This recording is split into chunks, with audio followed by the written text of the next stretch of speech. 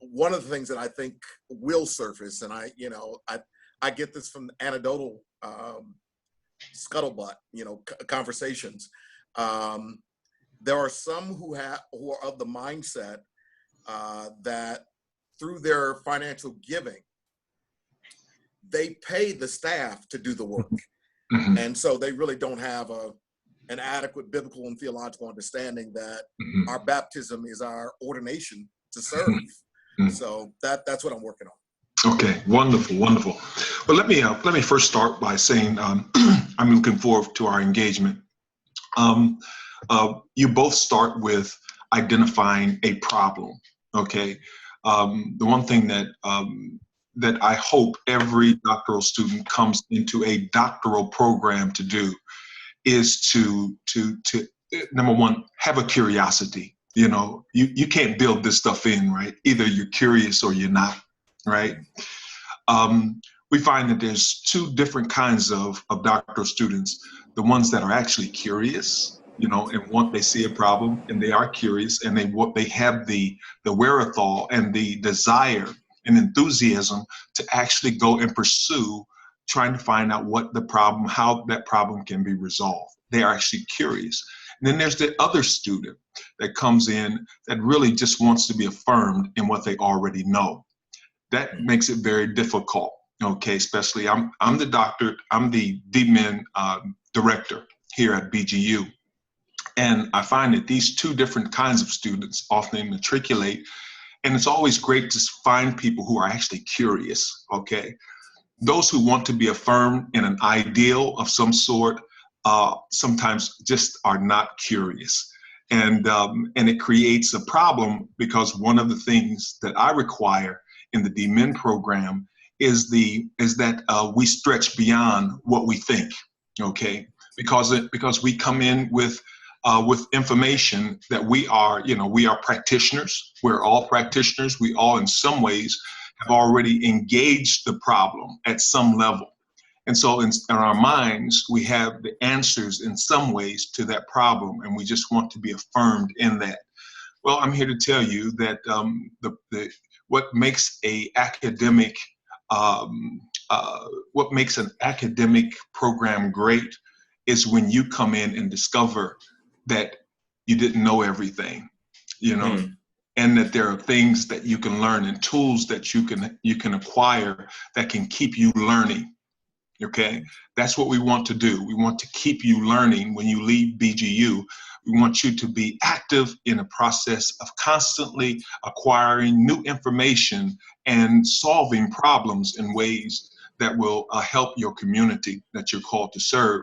So I'm here today. I've been asked by Dr. Payne to come and just share some thoughts with you that I hope will be insightful, that will inspire you to think beyond what you think the problem is, because what I'm hearing and what you just said is probably going to differ from what you're thinking right now. Ms. Grimm, as I was listening to you, I was saying to myself, okay, if her real passion is in trying to understand climate change and the implications of poverty in Ethiopia, then we need to guide her through a process of thinking through what climate change, the creations of climate change in an agrarian society, what that actually is going to do, what that looks like, what it has in the past and what it looks like in the future, and how that has affected the culture of Ethiopia. So one of the high points of understanding our work is really trying to help you to discover some new aspects, some new angles and ways in which you can help kind of bridge the gap in terms of knowledge, as Anthony used that word, bridge the gap in terms of knowledge, but help you figure out some new angles, ways of looking at things. So I've been asked to share some ways of doing that.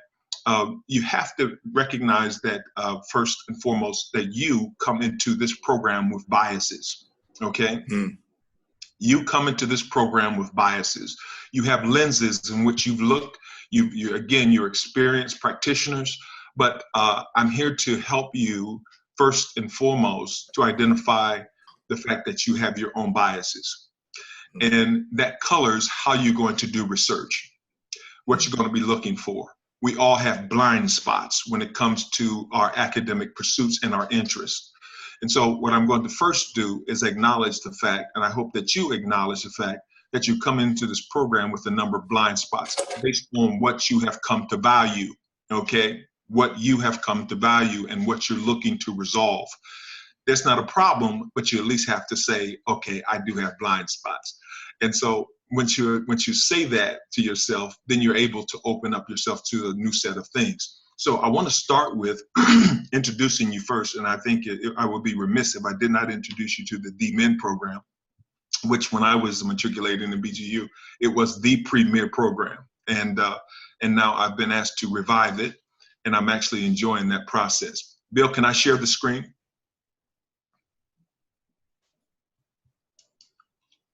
Okay. Can everybody see that? Yes. Okay, excellent. I want to first introduce you to the D-Min program by making the statement of our goals. The goal is to provide a mentor-rich learning environment aimed to equip scholar practitioners in interdisciplinary advanced learning in various subjects within theology, philosophy, social cultural change dynamics, leadership development, and other essential academic subject matter grounded in critical thinking, practice, and research. That's what the D-Min department is set up to do. I've been asked to take over the D-Min department with the ideal of structuring something very distinct and very useful for our students, because what we want to produce is scholar practitioners. And that is going to require something a little more engaging, more structured. But mentoring is a part of that process for us.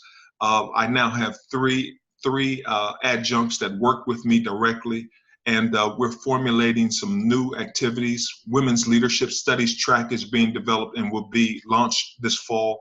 So I just wanted to kind of give you some introduction. By the way, I guess I need to also say to you, I serve as a senior pastor as well in Southwest Philadelphia, as mentioned. And I've been in the pastorate for 15 years. I've only served this church, Christ at Calvary Covenant Church Ministries International. I've done my work throughout. I've traveled and ministered throughout Africa, as well as Middle East and South America as well.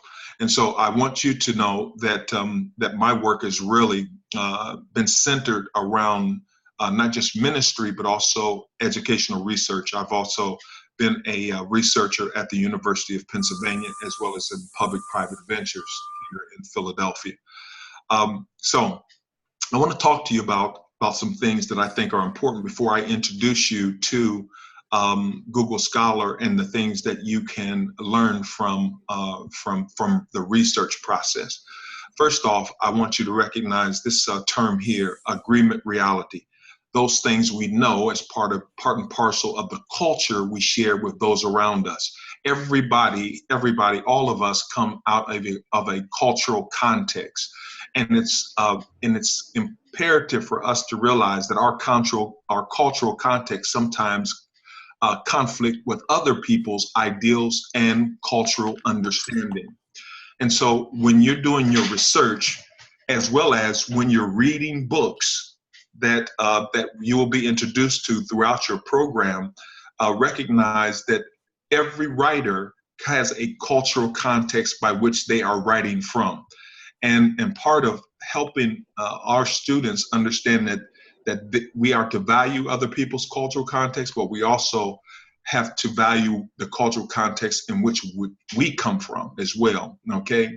So we want to honor your cultural context, but we also, by honoring other contexts as well, we have to find some points of agreement, okay? And it's okay when we disagree in certain cultural perspectives. Important for us to be able to think critically about who we're reading. We're just not picking up resources. We're not just finding resources that agree with our cultural perspective. We're trying to find resources that speak to certain problems. Therefore, don't be culturally blindsided by if this resource doesn't necessarily agree with what I want to find. We have to open up our understanding as to what this author is trying to say and understand the cultural lens by which they are looking. And if their cultural lens does not agree with your cultural lens, it's okay. And I think part of our research efforts should always reflect that you are finding resources that agree with you as well as disagree with you, okay? As doctoral students, it is important that we're looking at the overall picture. We're trying to solve a problem, okay? We're not just trying to affirm our own thinking. We're trying to solve a problem. And if you only focus on trying to find agreement with other scholars with what you want to say, then you are absolutely shorting yourself academically. You're shorting the population that you're called to serve as well. We must, in every way, be open to other cultural perspectives and find points of agreement. But also valuing your own cultural context is important. But do not let it become a blind spot for you when it comes to doing research. You must be open and available to the various kinds of thinking that's out there, okay? That's what doctoral programs permits you to do. And this is what we want to promote, particularly at BGU. And more specifically, it will be promoted and is promoted within the DMIN program specifically. Now, values refer to generalized end states and classes of objectives that serve to invest specific circumstances and goals with positive or negative valence. Now, here's what I want you to understand. Your value systems sometimes can be a hindrance to your understanding when you're writing particularly. Oftentimes we find our students struggling with their statements. For instance, Anthony, you made a comment. You made a comment. In your particular church, you're finding that 5% of your membership is actually active volunteering. I'm just using this as a statement, okay? Actively volunteering. 25%. Okay, well, 25% that are actively engaged in volunteering, and I want to increase that number. And so, what I want to say, what I write is, 25% of every of your membership in every church, every Baptist church, is going to be ready to volunteer. Now, that's a generalization, correct? Yes, it's a generalization. I don't know that it's an accurate one, but it is a generalization. Exactly. That it is not accurate.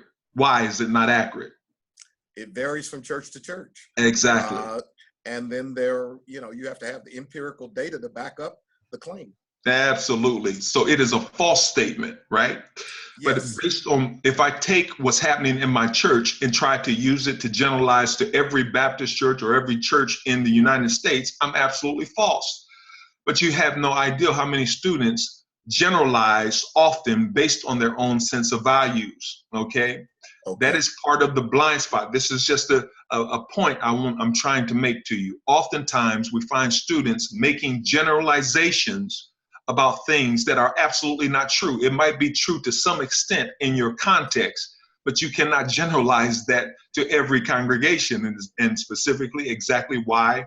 Because every situation, every context is different, okay? Yeah. Well, the truth of the matter is it may not even be true of your context. Because if you don't have the data to back it up, which most churches, and at least Black churches I know of, don't do a good job of keeping records, you really don't know how many people are involved in ministry. So absolutely. And that's why I said maybe. I used the word maybe. So you're absolutely right. But in your writing, in your academic writing, be clear. Be very, very, very use data appropriately, and do not generalize. Because your context is a certain way. Do not generalize that to a larger population of people unless you have appropriate information that suggests that it can be generalized to other populations. That means you have data, you have accurate research. Now, the research that I'm going to be introducing you all to, and the research methods that have been used are varied. There's a variety of different ways in which academic research can be done, qualitatively as well as quantitatively, and mixed methods. All of those things, Dr. Payne will go with you more in depth. But when we talk about utilizing journals and books, we want to guide you to what we call peer-reviewed journals. Okay, peer-reviewed journals, which means they have already gone through an academic process by which other peers say, yes, this is valid data. Okay, this is validated. So when you begin to start creating your research process yourself, when you start doing the research yourself, you'll be looking for peer-reviewed articles that back up what you're saying in your writing, in your research, okay? Whatever research method you use, and we have a number of different methods that you can inquire about. Appreciative inquiry is one that's been that's heavily used at BGU in our culture. There's other qualitative methods, phenomenological methods, as well as grounded theory methods within qualitative research. Then there's also the quantitative methods, and there's mixed method studies. All of them require certain kind of skill sets and understanding of how to utilize data and what type of structures, mechanisms that you actually use within the research project itself. And so if you're in the DMIN program, what we're going to be looking for is your methodological alignment, okay? We're not just going to accept your sense of wanting to, do a certain project and not have alignment with your goals. So that's going to be important for you. But Dr. Payne will go over that with you more in this course. The other thing that I want to address is attitudes. Research requires a certain attitude, okay? Referral to evaluative beliefs about specific goals, situations, or behaviors, whereas values refer to evaluative beliefs about generalized end states or modes of conduct. Now, I often hear this, and I'm sure Dr. Payne hears this as well as I do. Our students, especially those who come from a variety of contexts, such as small places, small areas, maybe I'll choose out the air Guyana. Our Guyana students say, well, there's a lot going on. We have a lot of problems, but nobody's writing about it, okay?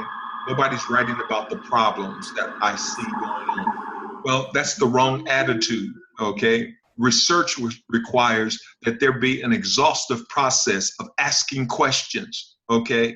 Again, that curiosity, that wanting to know, we ask a variety of different questions to help us get to where we want to go. And trust me, I can say this to you with a great deal of certainty. If you're asking the question, believe me, somebody else before you have asked the question as well, okay? It is not new. It is a question that has been asked before. The process of research requires us searching out who has asked that question and how have they asked it. They may have asked it in different ways, and who have examined the problem from different perspectives. And so it makes, as doctoral students, it helps us to have a fuller picture of all of the things that's happening out there. When we start our research process, we should have 1 million questions about a simple problem. We should have thousands of questions about a simple problem. And so when we have questions about it, we'll find that there's a variety of different ways to look at the problem itself, okay? There's a variety of different ways. As I'm listening to both of you, I'm saying to myself, well, I'm posing those questions that you have. I can see 1,000 different ways of attacking this research-wise, okay? Because my attitude is, number one, that answer is out there somewhere. Somebody's been asking that question, and I'm going to find out who's asking that question and how I'm able to make application to my specific problem. It's going to be the journey. That's the journey. That's the journey. Trying to find the people who's asking the same questions, and they're coming up with different results. They may not be asking it based on the way I'm asking it. They may not see it from my cultural context or lens, but I'm open to how they may be able to share some insight into the problem. So the problem is bigger than economics. It's bigger than race. It's bigger than religion. It's bigger than all of the things that we construct, all of our social constructs that we create. The problem is the problem. And we find out from a variety of different perspectives what that problem looks like. So from a theological perspective, the problem looks different. From a sociological perspective, it looks different. From a philosophical, theoretical, it looks different. As a doctoral student, what we want you to do is be able to master information and make determinations about that information that could be useful to others within your context. I want to stop there. Any questions? Dr. Rogers, Yes. Quick question. So as you talk about the whole cultural piece and values and attitudes, I'm wondering whether or not, for example, in my case, as I deal with volunteerism, one of the ways in which I have chosen to address it is I want to talk about volunteerism in not-for-profits within the U.S., volunteerism within religious not-for-profits, and then drill down further and talk about volunteerism in religious not-for-profits in New York City, and then talk about, so that would be, the Jewish community, the Muslim community, and so forth, and then drill down even further and talk about volunteerism in Black Baptist churches in Brooklyn, and then finally get to my own. Now, in that, I did not include what churches do outside of the U.S., and I didn't because I thought it would be, one, it's not comparing apples to apples. Two, I thought the project was just to be unmanageable, unwieldy. So I'm wondering, would it make sense for me then to look at maybe, what a church in Ethiopia does or Nigeria does or whatever, if an author is writing out of that context? Okay, great. You're absolutely right. How do I manage all of the, the process within the U.S. context? I personally think that I'm trying to solve a problem. Okay, I'm addressing a problem, and so therefore, as a global thinker, I'm looking at where can I find, some reference points that help me understand the problem in the United States and anywhere else in the church specifically. So I wouldn't close it out.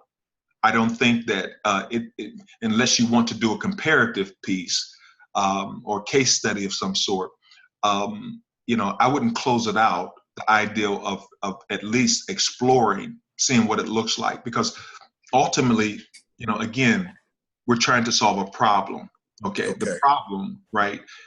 You might see it as a U.S. problem, and it may not be, but how do I know it's just a U.S. problem, or how do I know it's not a U.S. problem if I don't look elsewhere? So I want to solve a problem. Therefore, I'm going to think globally about that problem. Okay, and it's just going to inform, right? It's just going to inform, and I think you're going to get, because this is a topic that I'm actually familiar with. We did the research at the University of Pennsylvania on volunteerism. Wow. Okay. Yeah. So I know that you're going to get a lot of information, about volunteerism. Some of which from the University of Pennsylvania. No, very much so. Yeah. Very much so. Yeah. So I know you're going to get a lot of information about that, but I think it may enrich in you to have a global perspective of it as well, and not close yourself out to it. Okay. And it becomes manageable, because the more you know, the more actually you change, the information begins to change the question.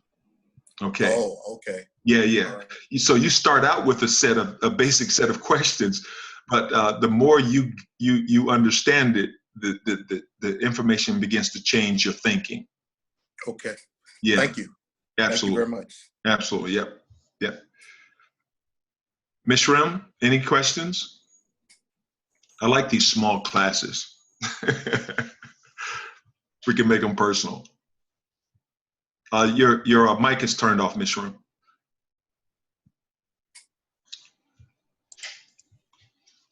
Okay, I turned her mic on. Go ahead. Yeah, okay. When it was really brief and clear what you were talking about. I just want to ask you one question. You said while asserting questions, you should know who really asked or examined the question. I mean, like if I ask about productivity, then should I know who else asked about productivity? There could be thousands of people in different countries. I just want clarification on that one. Yeah, absolutely. So if you have a question about productivity, and so that's a kind of a big general area. What kind of productivity are you actually looking for? So are we talking about labor productivity? We're talking about industry productivity, agricultural productivity. There's you got to narrow that question down. Agricultural productivity, because I'm working on agriculture. It is agricultural productivity per hectare.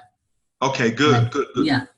Good. So one of the things I want to show you, part of this presentation is to actually give you some tools for doing research around that. Okay. Mm-hmm. Okay. So we're going to get to that in just a few minutes.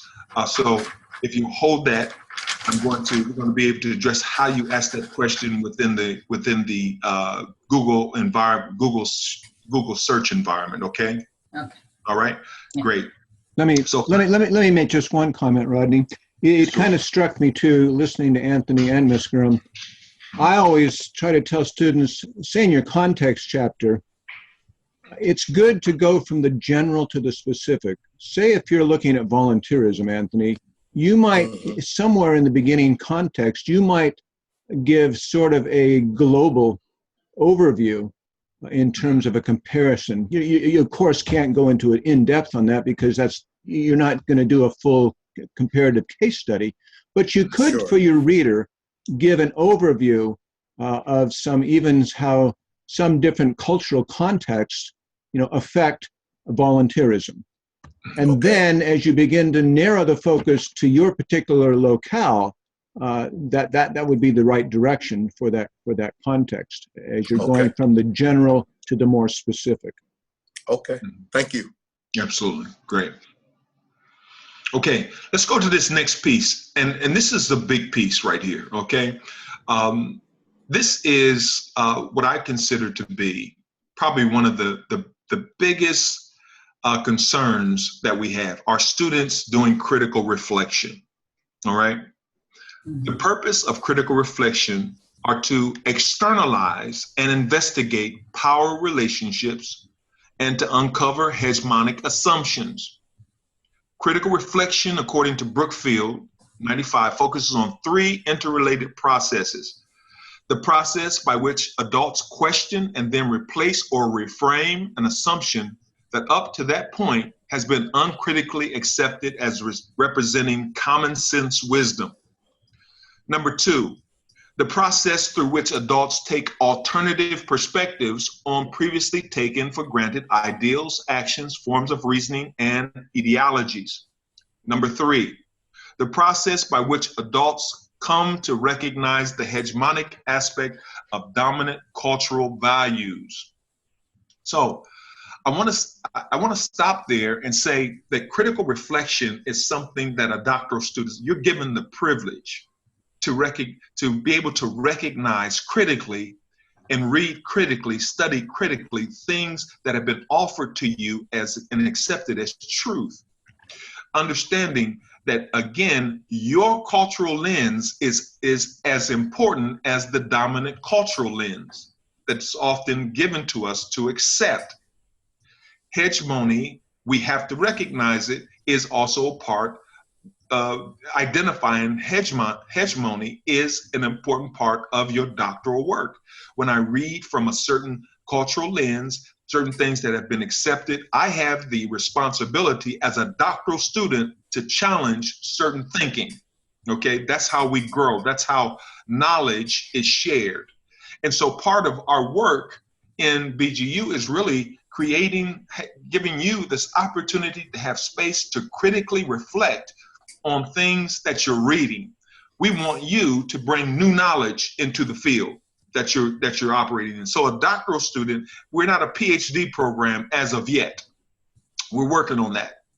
But what we want you to do is, as practitioners, know that you also can offer information to us that is not being considered, or that you can actually participate in a process of learning that brings value to all of us. When you are able to critically analyze certain aspects of your reading, certain aspects, assumptions that are laden in some of the readings that you'll be reading, all of these help, what we hope will help stretch you and also stretch us in evaluating new material and bringing new ideals to the fore, okay?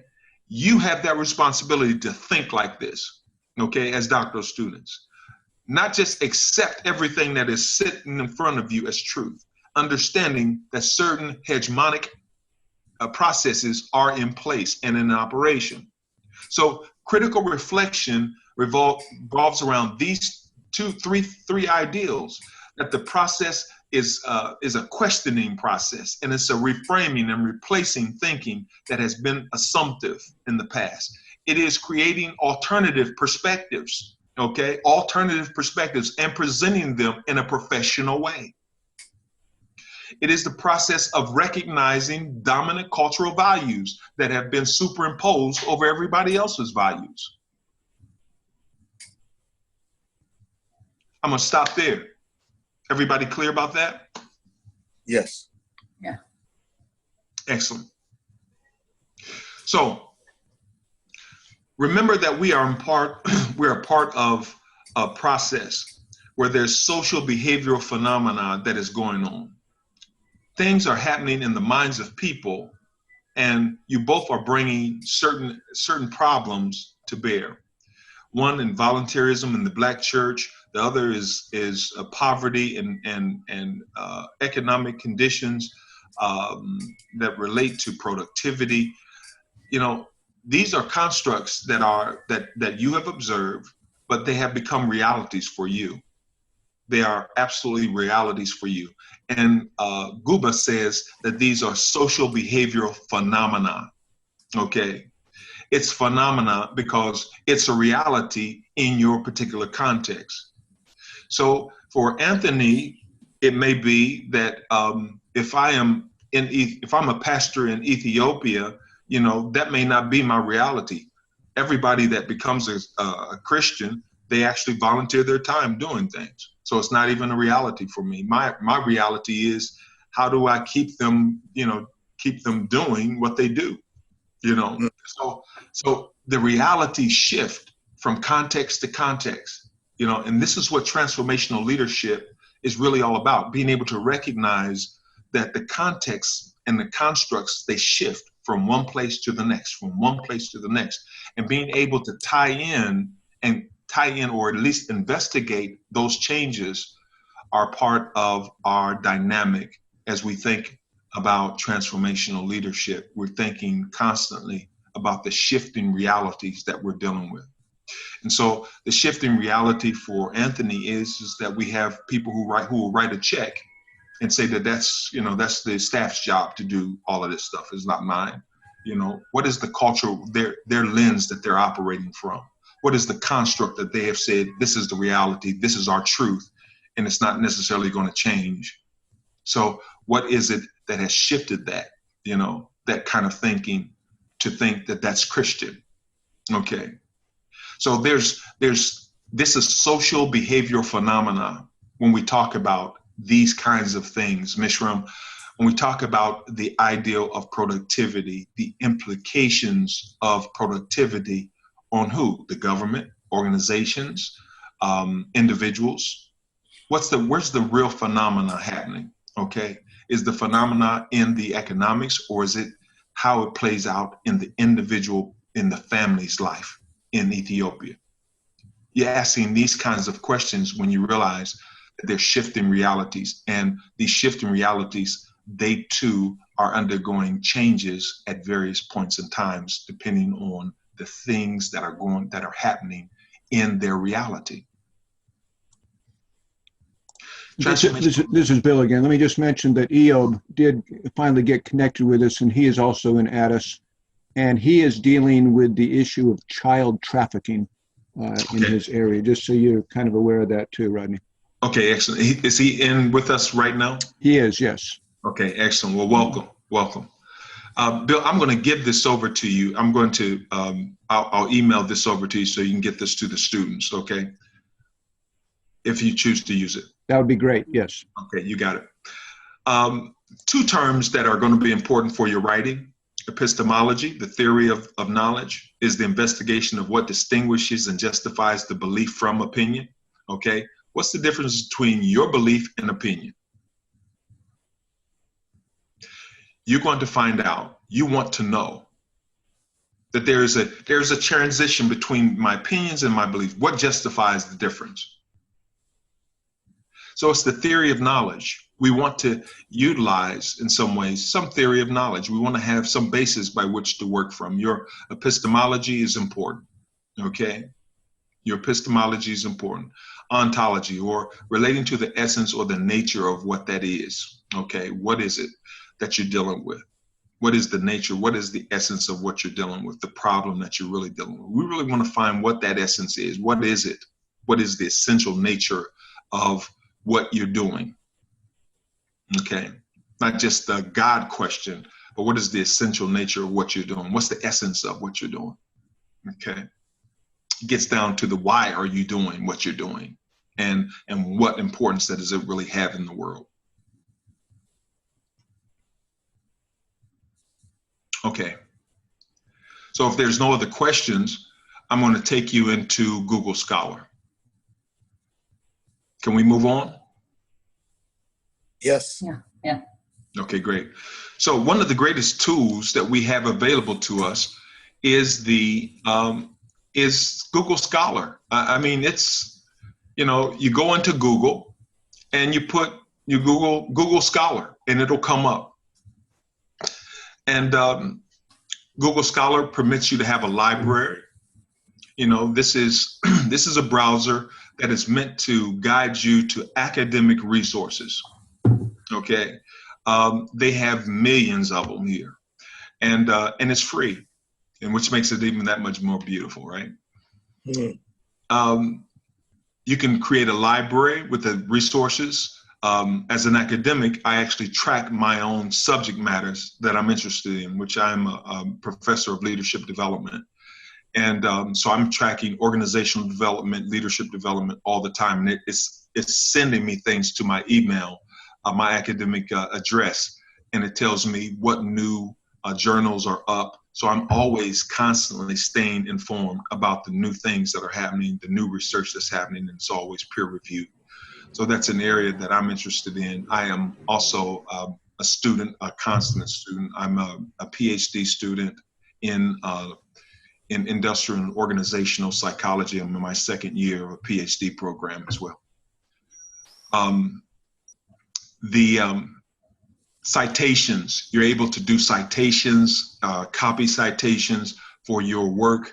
As Bill's mentioning, you need to be able to have some in your reference section, citations of things that you think will be useful for your research along the way. Again, this allows me to set alerts for different subject matters, shows me metrics. It's just a great tool. It's available. I use about 5 different browsers for my academic work. Excuse me, Dr. Rogers? Yes. On my screen, I don't have the Google Scholar. That's not what I'm seeing. Okay. I'm seeing your paper.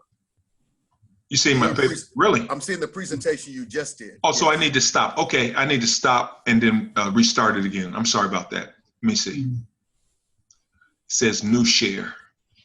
Right, yeah. Okay, I got it. All right, let's see.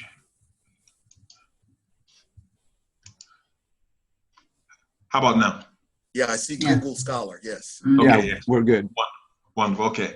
So again, I'll go. You can create a library, citations, alerts, metrics. There's settings and things that you can privatize this, but it's free. It's a free browser and it's a great browser.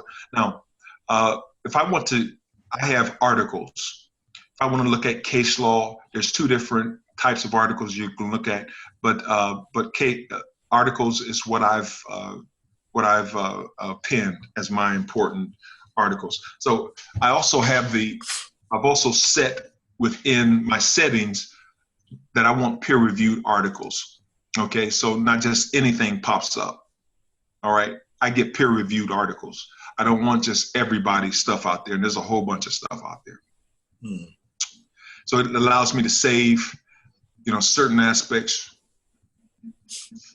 of this. Boom, boom, boom, accounts. See it saved to my academic. Let's see. Buttons, search results. Okay.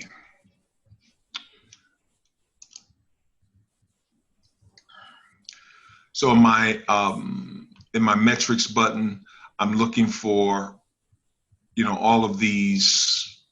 Well, these are actually this isn't my stuff. I can put as many publications that I'm interested in my metrics that'll bring up for metrics. Let's see.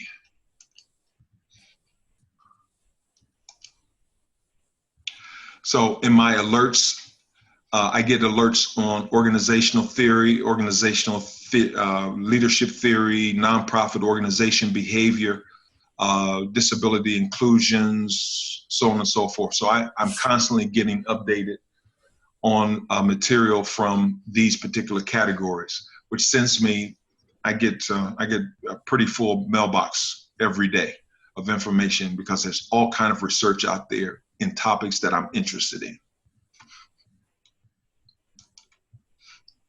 Okay, so let's start here. Let's see. I want to make sure I got something real quick. Citations. Blah, blah, blah, blah, blah.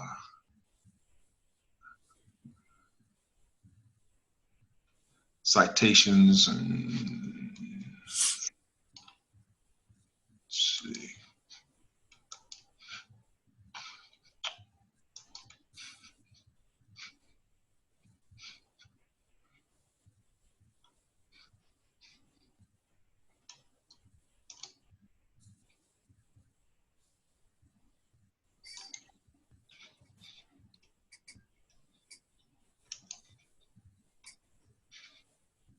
You can create new labels. It's just amazing stuff that. All right, let's get back to Google Scholar. Okay, so let's look at what's going on in Ethiopia. Miss Graham, I'm interested in what should we? Who's doing work in Ethiopia around productivity? What's the question? The question.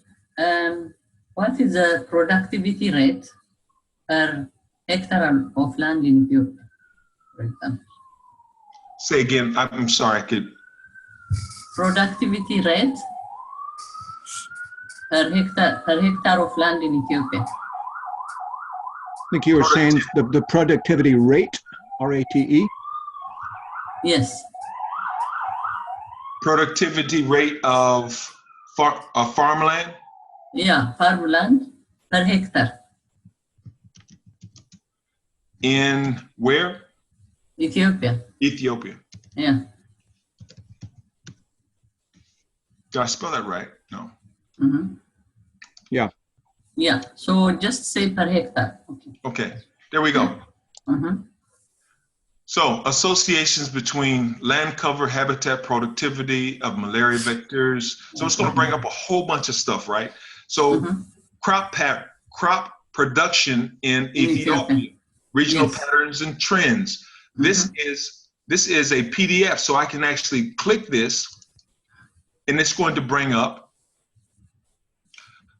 32 pages of information. This information was in March 2011, and it's going to give me research that has been done in this particular area for this particular subject. Now, it is a working paper, okay? So it's like a white paper, what we call a white paper in academia, all right?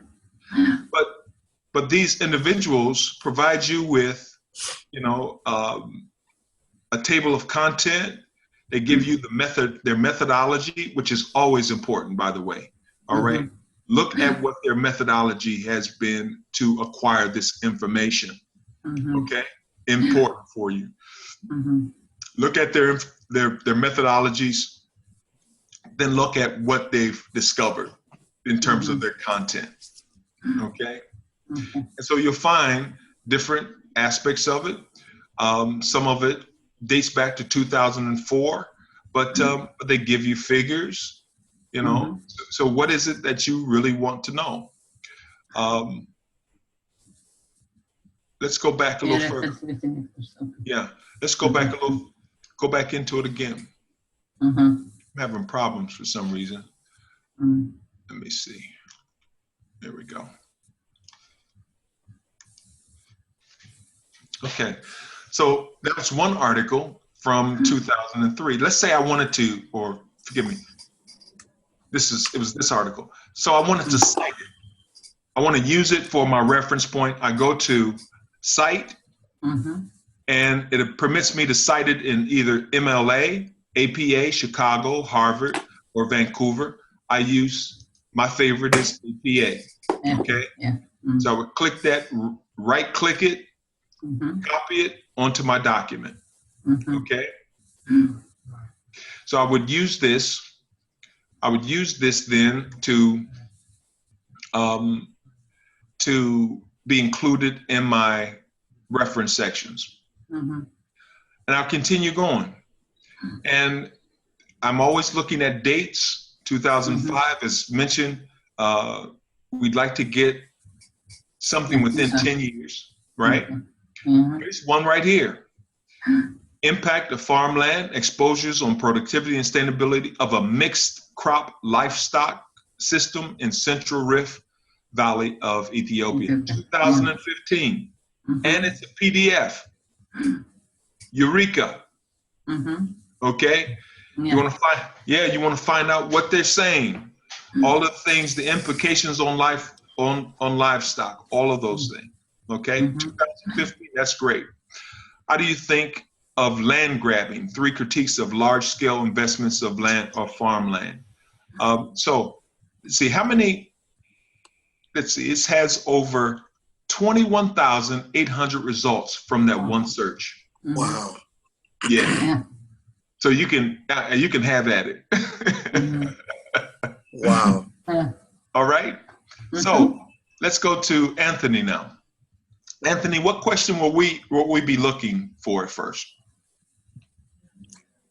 So I would be looking at volunteerism in not-for-profit organizations,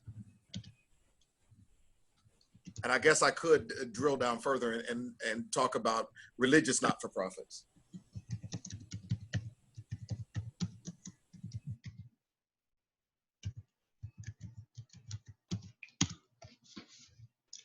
It asked me the question, do you mean volunteerism in religious nonprofits? Yes, exactly what I mean. 18,300 results from that one research, from that one question, okay? And that's just one question. The further you dig down, drill down, it's just gonna be thousands and thousands of articles for you to review. Just starting religious people, religious congregations, volunteerism in the human services. Is this a link? Is there a link? 2009, 2012, predictors of time volunteering, religious giving, secular giving, implications for nonprofit organizations. All right. This is a peer-reviewed article. Okay. So it's going to, and it comes in a PDF. Now, Dr. Rogers, how do you know it's a peer review? Yes, because I have metriced everything for peer review. I don't do anything outside of peer review. Yes. Okay. Yeah, you set that up in your settings so that exactly, you can set your settings, and so it'll only bring out peer-reviewed articles. Yes. Okay.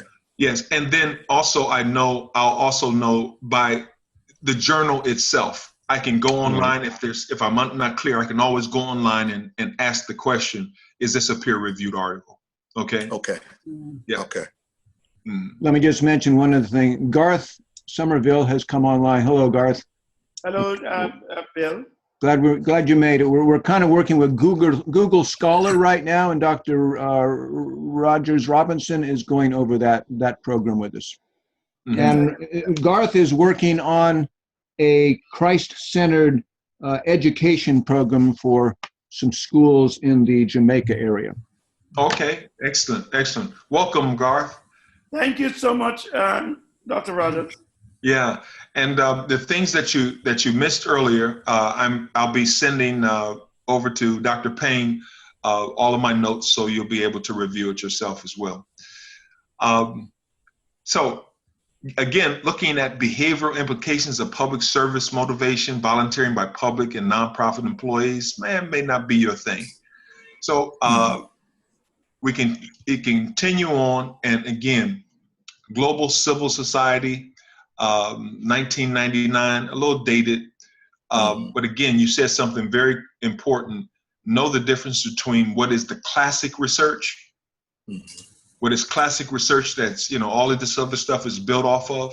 That's important to get original research. That's always important. So we understand that. Okay. So, I mean, you got so much it's a big area is what I want to show you, and this is just the start. It's a huge area. Somebody has asked the same question that you've asked. They may not be looking at it from the same lens that you're looking at it from.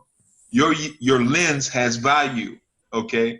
But the more you get out of your research process, the more it's actually going to change and color your lenses, okay? So Dr. Rogers, can you give an example of how you may have started with one set of questions, but as you did your research, it evolved and changed? Yeah, absolutely. So, do you want me to give an example from like a general perspective, or something that I've actually experienced? Something you've actually experienced. Okay, excellent. All right. So when I began my research, I was interested in the leadership paradigm in relationship to families. How has leadership changed over time, and what have been some of the influencers? And so I didn't understand, as a kid who was raised in the church, I didn't necessarily understand this huge shift. I grew up in a Baptist church, didn't necessarily understand this huge shift of values that seem to have, been different between my generation and what I see happening in the church today.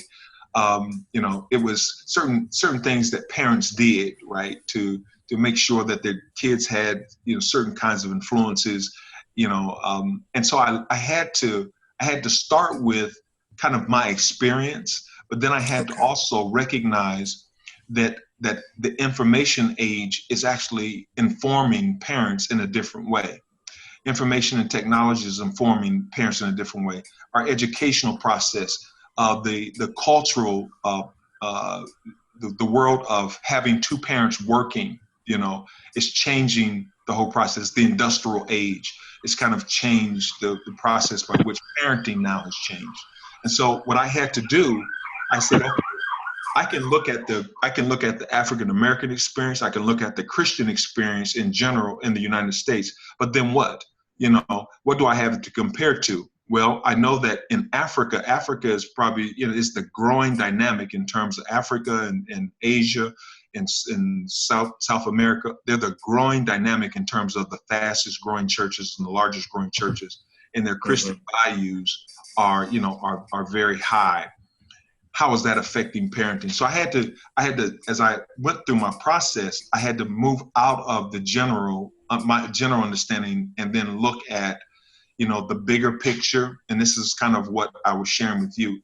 And it ended up being that I had to ask the same questions in a different context. So Zimbabwe became my context by which to look, to ask the same questions in their particular context. And that changed because what I saw was a different set of I saw some of the same, I saw a value agreement. But I saw it from a different set of lenses. High Christianity, love for Jesus, but I saw a sense of family orientation that was, becoming westernized in some ways. Wow.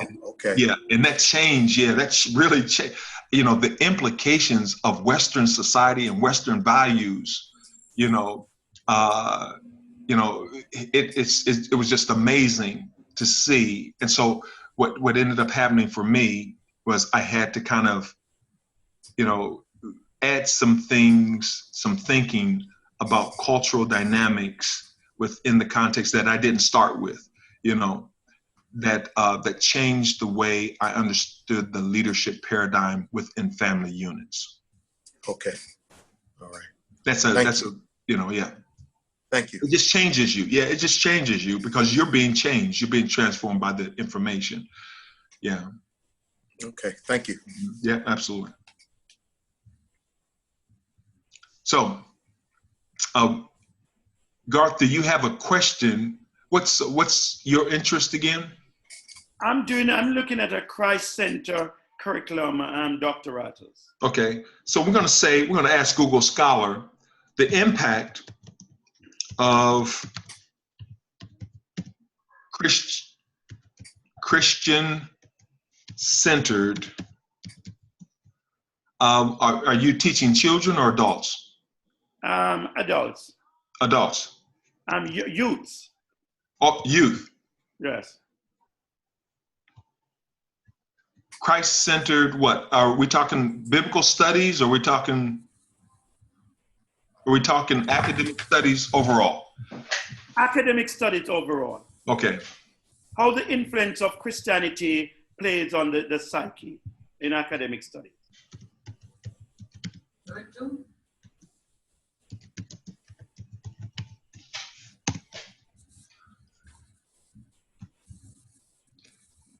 A test of time in school-based mentoring, the relationship duration of, so came up with first relationship durations, the impact of school-based mentoring. Mentoring seems to be big. Introduction to youth and youth cultures, social, emotional well-beings. Let's see, anything that suggests Christ-centered. Let's ask the question in a different way, because we usually get a hit for something immediately. Hold on one second. Let's ask the question in a different way.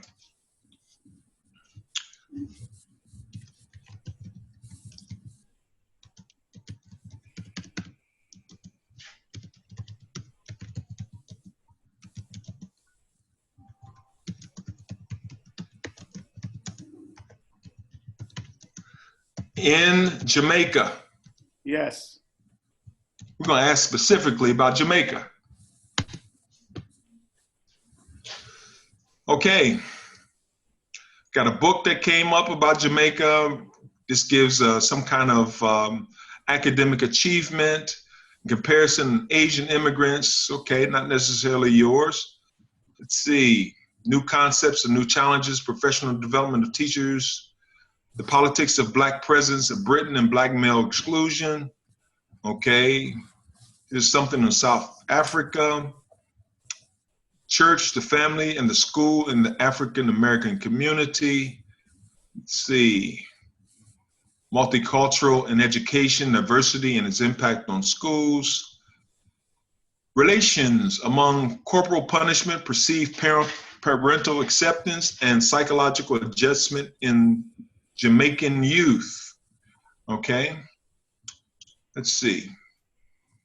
It's 2006.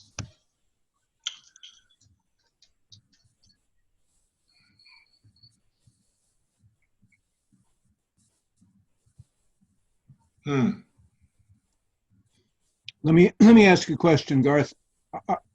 I'm still not totally clear, but are you looking to putting together a curriculum that could be used in the public school system, or are you looking more at private Christian school systems? I'm looking at a curriculum which, and I found someone and Dr. Rogers on Google. I'm looking at a system that can be incorporated within the public school. How Christianity plays a role in the morality within the society. Good. Okay. From that angle. Okay. Good. Here's an article here: Rethinking Education for the Caribbean, Yes. a radical approach. 2008, Taylor and Francis. This is a great browser, by the way. Yes. Comparative education, emancipation period, public education still maintains its restrict access, but Christian churches play, blah, blah, blah. So, so what you're looking at, looking for, and again, if you've used Google Scholar before, what's absolutely important is how you position the question, what you're looking for.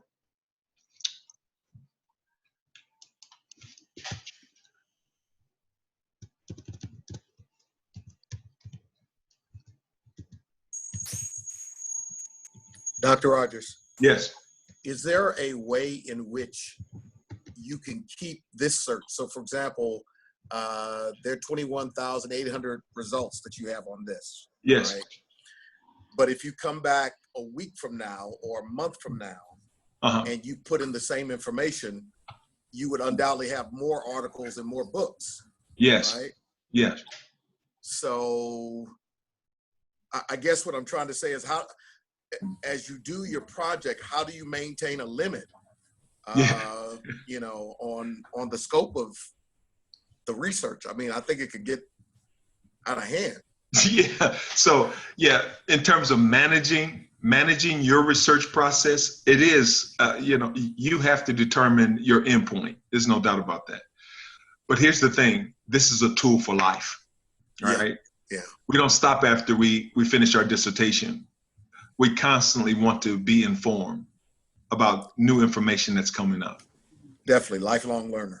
Absolutely. There you go.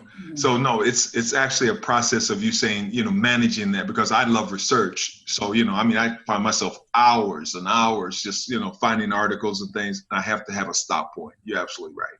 Okay. But here's the thing: what you're looking for is research. And I want everybody to get this. We want research that informs us, but we're also looking for research that has gaps in it. Okay. Yeah, we're just not looking to regurgitate what they're reporting, but we're also looking for gaps in practice and gaps in knowledge. Okay. Right, because we're looking for gaps that we can possibly fill with the research and the kind of paper that we're putting together. Exactly. I was told that Dr. Roberts when I was doing my master's. Yes, that's right. That's right. That is absolutely important, that we're actually looking for gaps in as practitioners, because this is a practitioner degree that you're after. Right. We're looking for gaps in practice, and so that we can bring new information in. If this is a PhD program, we'd be looking for gaps in literature. Right. Okay. Let me try one other search since Eob is on here, and he only got access by phone. Okay. But if we put in, he's working with a topic of, and he's trying to figure this, either child migration or child trafficking in Addis. Okay. And we're trying go ahead, Ms. Graham. Yeah, if I may interfere. It is child migration, not child trafficking. I have even given him a comment during our posting. So it is migration, because They are coming willingly to the city. Okay, so they're not to actually pay for work. they're not actually Yeah. being trafficked by some No. intermediary person. No. Okay, Yeah. good.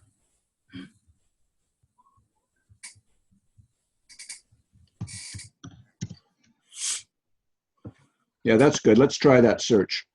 Okay. Is that an adequate child migration crisis in Ethiopia? It is not actually in Ethiopia. It is in one specific district. Oh, Addis. You want Addis? Addis, no, it is called, maybe go for Addis, okay. Yeah. Addis Ababa. Yeah. Yeah. Yes.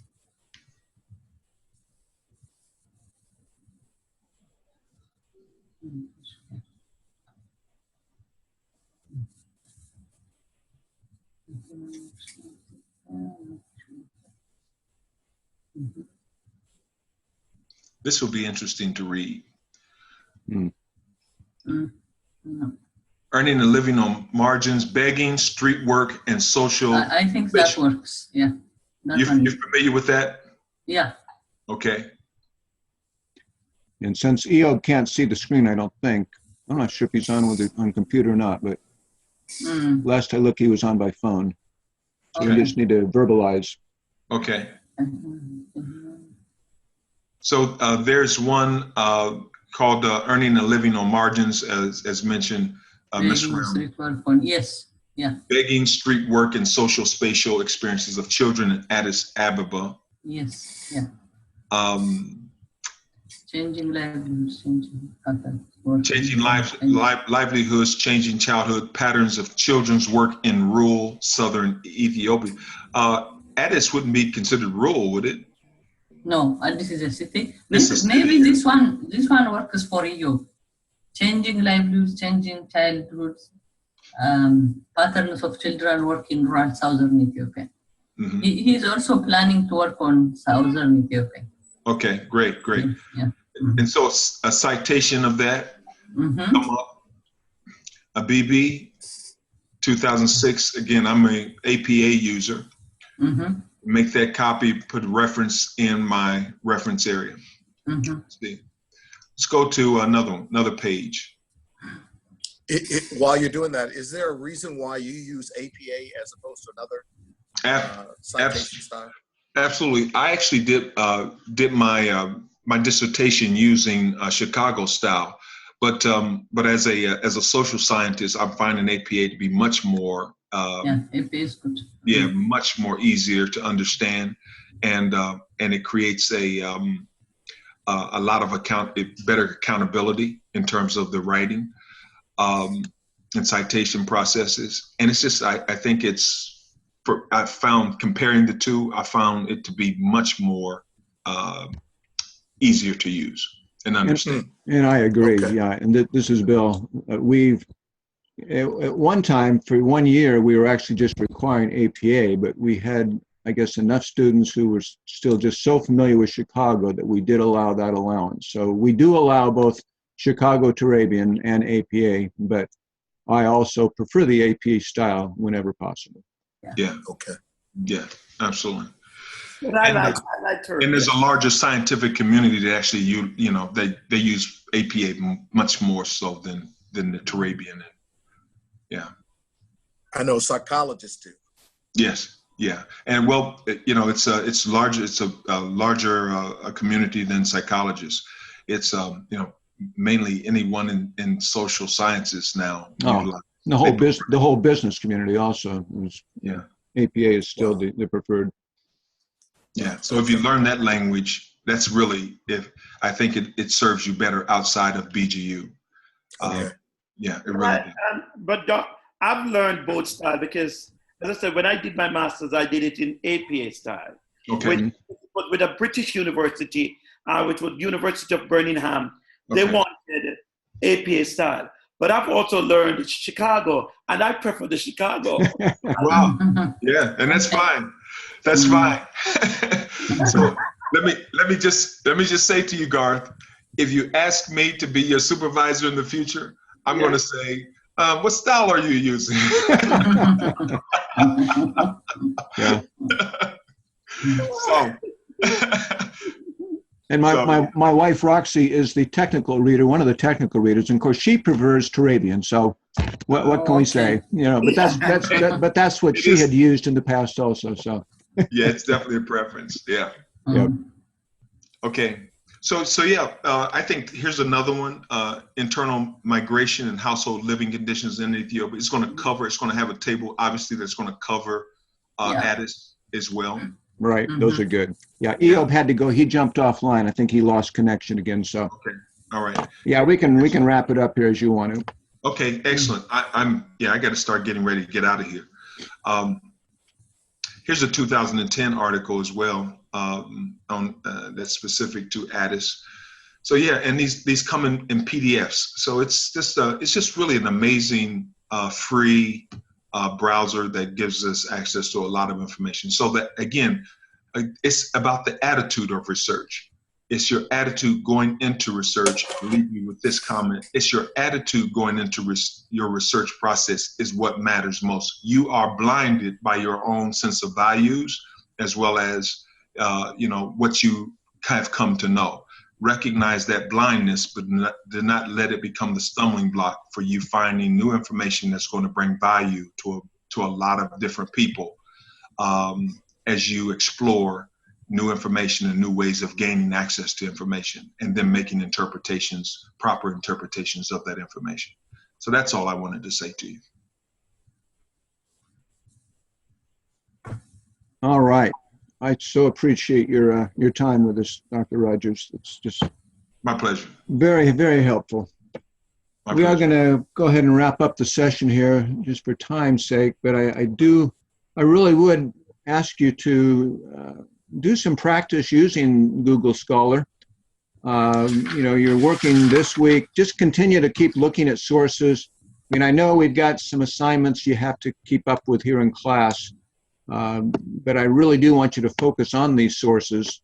I think, this week you're supposed to write at least, one of these sections of your literature review.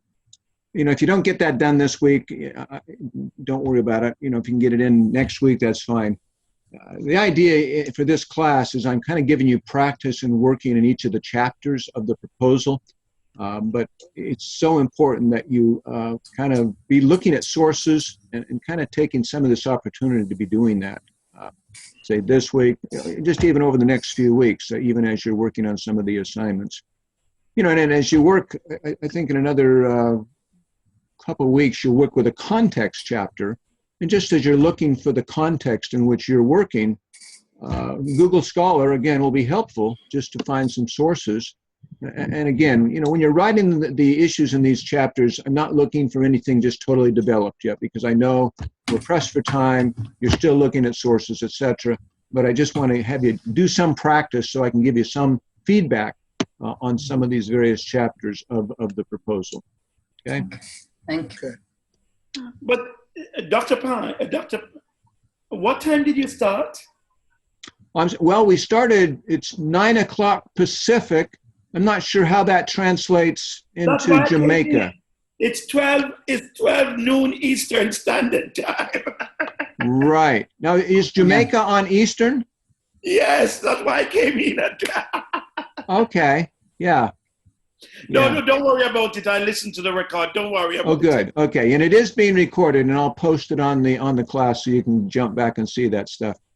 Yeah, I still get confused with some of the time zones here. Yeah. All right.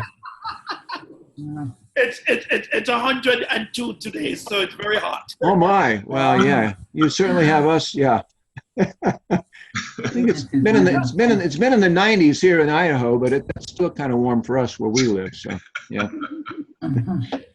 All right, all. I'm going to say goodbye for now. Just keep working at the sources, and and as you turn your work into me, I'll just keep giving you feedback. We've got a 9-week course, and I just want to, give you all the practice you can in working in some of the various chapters. And like I say, the ultimate outcome is you're going to have a proposal sometime over the next several months to be able to submit it to the academic cabinet. so you can kind of, keep rolling on your dissertation final project. So let's keep at it. Appreciate you all making the time to be with us today, and gonna let you go. Okay, All right. take care. Nice meeting Thank everyone. you. Goodbye now. Bye. Thank you.